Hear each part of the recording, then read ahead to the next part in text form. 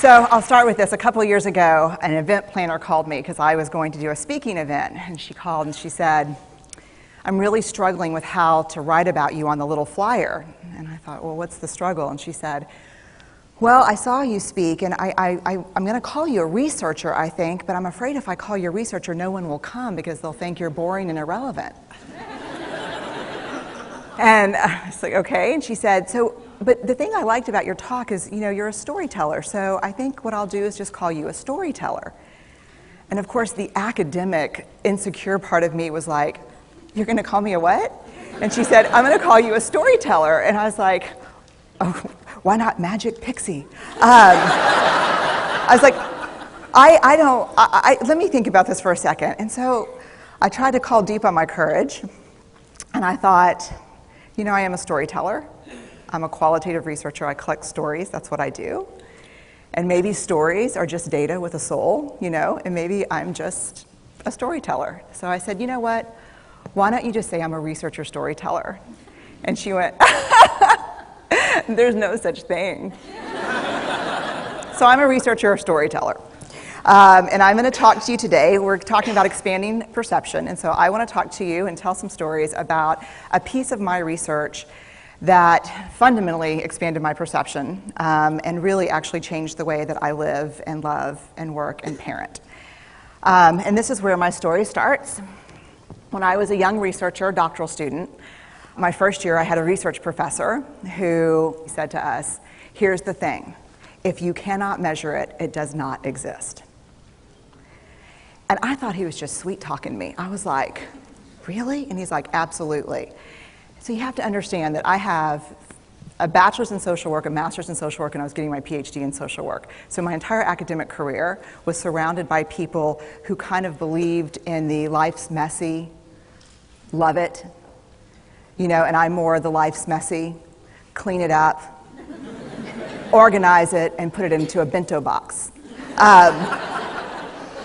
And so to think that I had found my way, to found a career that takes me, really one of the big sayings in social work is lean into the discomfort of the work. And I'm like, knock discomfort upside the head and move it over and get all A's. That was my mantra. So I was very excited about this. And so I thought, you know what? This is the career for me because I am interested in some messy topics, but I want to be able to make them not messy.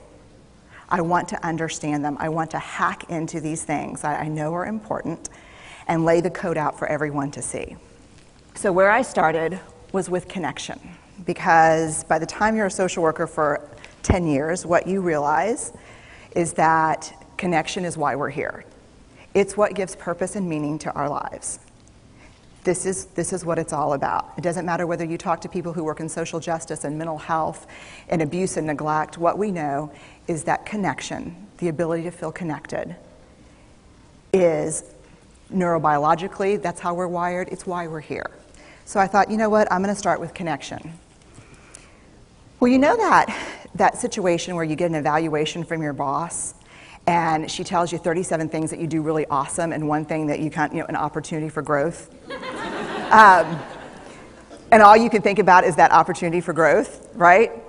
Well, apparently this is the way my work went as well, because when you ask people about love, they tell you about heartbreak. When you ask people about belonging, they'll tell you their most excruciating experiences of being excluded. And when you ask people about connection, the stories they told me were about disconnection. So very quickly, really about 6 weeks into this research, I ran into this unnamed thing that absolutely unraveled connection in a way that I didn't understand or had never seen. And so I pulled back out of the research and thought, I need to figure out what this is. And it turned out to be shame. And shame is really easily understood as the fear of disconnection. Is there something about me that if other people know it or see it, that I won't be worthy of connection? The things I can tell you about it, it's universal. We all have it. The only people who don't experience shame have no capacity for human empathy or connection. No one wants to talk about it, and the less you talk about it, the more you have it. What underpinned this shame, this I'm not good enough, which we all know that feeling. I'm not blank enough. I'm not thin enough, rich enough, beautiful enough, smart enough, promoted enough. The thing that underpinned this was excruciating vulnerability. This idea of, in order for connection to happen, we have to allow ourselves to be seen, really seen. And you know how I feel about vulnerability. I hate vulnerability. And so I thought, this is my chance to beat it back with my measuring stick. I'm going in, I'm going to figure this stuff out, I'm going to spend a year, I'm going to totally deconstruct shame, I'm going to understand how vulnerability works, and I'm going to outsmart it. So I was ready, and I was really excited. As you know, it's not going to turn out well. You know this. So I could tell you a lot about shame, but I'd have to borrow everyone else's time. But here's what I can tell you that it boils down to. And this may be one of the most important things that I've ever learned in the decade of doing this research. My 1 year has turned into 6 years, thousands of stories, hundreds of long interviews, focus groups. At one point, people were sending me journal pages and sending me their stories, thousands of pieces of data, and 6 years. And I kind of got a handle on it. I kind of understood this is what shame is, this is how it works. I wrote a book, I published a theory, but something was not okay. And what it was is that if I roughly took the people I interviewed and divided them into people who really have a sense of worthiness, that's what this comes down to, a sense of worthiness. They have a strong sense of love and belonging. And folks who struggle for it, and folks who are always wondering if they're good enough. There was only one variable that separated the people who have a strong sense of love and belonging and the people who really struggle for it, and that was the people who have a strong sense of love and belonging believe they're worthy of love and belonging. That's it. They believe they're worthy. And to me, the hard part of the one thing that keeps us out of connection is our fear that we're not worthy of connection. Was something that personally and professionally I felt like I needed to understand better. So what I did is I took all of the interviews where I saw worthiness, where I saw people living that way, and just looked at those. What do these people have in common? And I have a slight office supply addiction, but that's another talk. So I had a manila notebook, a manila folder, and I had a Sharpie, and I was like, what am I going to call this research? And the first words that came to my mind were wholehearted. These are kind of wholehearted people living from this deep sense of worthiness. So I wrote at the top of the manila folder, and I started looking at the data. In fact, I did it first in this in a 4-day, very intensive data analysis where I went back, pulled these interviews, pulled the stories, pulled the incidents. What's the theme? What's the pattern? My husband left town with the kids because I always go into this kind of Jackson Pollock crazy thing where I'm just like writing and going and kind of just in my researcher mode. And so here's what I found. What they had in common was a sense of courage. And I want to separate courage and bravery for you for a minute. Courage, the original definition of courage, when it first came into the English language, it's from the Latin word cur, meaning heart. And the original definition was to tell the story of who you are with your whole heart. And so these folks had, very simply, the courage to be imperfect. They had the compassion to be kind to themselves first and then to others, because as it turns out, we can't practice compassion with other people if we can't treat ourselves kindly. And the last was they had connection, and this was the hard part, as a result of authenticity. They were willing to let go of who they thought they should be in order to be who they were, which is, you have to absolutely do that for connection. The other thing that they had in common was this. They fully embraced vulnerability. They believed that what made them vulnerable made them beautiful. They didn't talk about vulnerability being comfortable, nor did they really talk about it being excruciating, as I had heard earlier in the shame interviewing. They just talked about it being necessary. They talked about the willingness to say I love you first. The willingness to do something where there are no guarantees. The willingness to breathe through waiting for the doctor to call after your mammogram. The willing to invest in a relationship that may or may not work out. They thought this was fundamental. I personally thought it was betrayal. I could not believe I had pledged allegiance to research, where our job, the definition of research is to control and predict, to study phenomenon for the explicit reason to control and predict. And now my mission to control and predict had turned up the answer that the way to live is with vulnerability and to stop controlling and predicting. This led to a little breakdown, which actually looked more like this. And it did. It led to I call it a breakdown, my therapist calls it a spiritual awakening. Spiritual awakening sounds better than breakdown, but I assure you it was a breakdown. And I had to put my data away and go find a therapist. Let me tell you something. You know who you are when you call your friends and say, I think I need to see somebody. Do you have any recommendations? Because about 5 of my friends are like, woo, I wouldn't want to be your therapist. And I was like, what does that mean? And they're like, I'm just saying, don't bring your measuring stick. It's like, okay. So I found a therapist. My first meeting with her, Diana, I brought in my list of the way the wholehearted live. And I sat down, and she said, how are you? And I said, I'm great, I'm okay. And she said, what's going on? And I said, and this is a therapist who sees therapists, because we have to go to those because their BS meters are good. And so I said, here's the thing, I'm struggling. And she said, what's the struggle? And I said, well, I have a vulnerability issue, and I know that vulnerability is kind of the core of shame and fear and our struggle for worthiness, but it appears that it's also the birthplace of joy, of creativity, of belonging, of love, and I think I have a problem, and I need some help. And I said, but here's the thing, no family stuff, no childhood shit, I just need some strategies.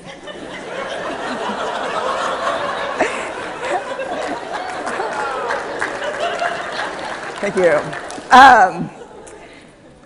So she goes like this. And then I said, it's bad, right? And she said, it's neither good nor bad. It just is what it is. And I said, oh my God, this is gonna suck. And it did, and it didn't. And it took about a year. And you know how there are people that, like, when they realize that vulnerability and tenderness are important, that they kind of surrender and walk into it? A, that's not me.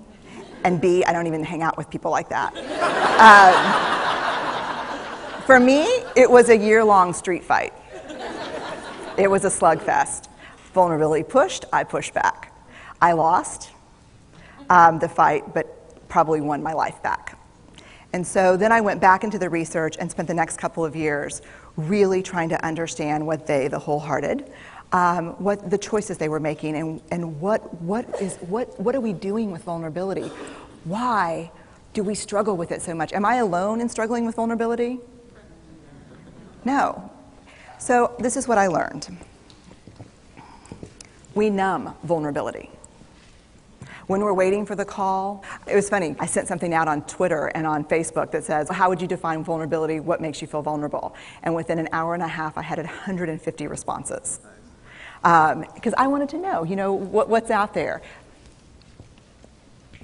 Having to ask my husband for help because I'm sick and we're newly married. initiating sex with my husband, initiating sex with my wife, being turned down, asking someone out, waiting for the doctor to call back, getting laid off, laying off people. This is the world we live in. We live in a vulnerable world. And one of the ways we deal with it is we numb vulnerability. And I think there's evidence, and it's not the only reason this evidence exists, but I think that it's a huge cause. We are the most in debt, obese, addicted, and medicated adult cohort in US history. The problem is, and I learned this from the research, that you cannot selectively numb emotion. You can't say, here's the bad stuff. Here's vulnerability, here's grief, here's shame, here's fear, here's disappointment. I don't want to feel these. I'm going to have a couple of beers and a banana nut muffin. I don't want to feel these. And I know that's knowing laughter. I hack into your lives for a living. I know that's, God. You can't numb those hard feelings without numbing the other affects or emotions. You cannot selectively numb. So when we numb those, we numb joy. We numb gratitude. We numb happiness. And then we are miserable and we are looking for purpose and meaning. And then we feel vulnerable. So then we have a couple of beers and a banana nut muffin. And it becomes this dangerous cycle. One of the things that I think that we need to think about is why and how we numb. And it doesn't just have to be addiction. The other thing we do is we make everything that's uncertain, certain. Religion has gone from a belief in faith and mystery to certainty. I'm right, you're wrong, shut up. That's it. Just certain. The more afraid we are, the more vulnerable we are, the more afraid we are. This is what politics looks like today. There's no discourse anymore. There's no conversation. There's just blame. You know how blame is described in the research? A way to discharge pain and discomfort. We perfect. If there's anyone who wants their life to look like this, it would be me. But it doesn't work, because what we do is we take fat from our butts and put it in our cheeks. Which just, I hope in 100 years people will look back and go, wow. You know? And we perfect, most dangerously, our children. Let me tell you what we think about children. They're hardwired for struggle when they get here. When you hold those perfect little babies in your hand, our job is not to say, look at her, she's perfect. My job is just to keep her perfect, make sure she makes the tennis team by 5th grade and Yale by 7th grade. That's not our job. Our job is to look and say, you know what? You're imperfect and you're wired for struggle, but you are worthy of love and belonging. That's our job. Show me a generation of kids raised like that and we'll end the problems I think that we see today. We pretend that what we do doesn't have an effect on people. We do that in our personal lives. We do that corporate, whether it's a bailout, an oil spill, a recall. We pretend like what we're doing doesn't have a huge impact on other people. I would say to companies, this is not our first rodeo, people. We just need you to be authentic and real and say, we're sorry, we'll fix it. But there's another way, and I'll leave you with this. This is what I have found. To let ourselves be seen, deeply seen, vulnerably seen. To love with our whole hearts, even though there's no guarantee. And that's really hard, and I can tell you as a parent, that's excruciatingly difficult. To practice gratitude and joy in those moments of kind of terror when we're wondering, can I love you this much? Can I believe in this passionately? Can I be this fierce about this? Just to be able to stop and instead of catastrophizing what might happen, to say, I'm just so grateful. Because to feel this vulnerable means I'm alive. And the last, which I think is probably the most important, is to believe that we're enough. Because when we work from a place, I believe, that says, I'm enough, then we stop screaming and start listening. we're kinder and gentler to the people around us, and we're kinder and gentler to ourselves. That's all I have.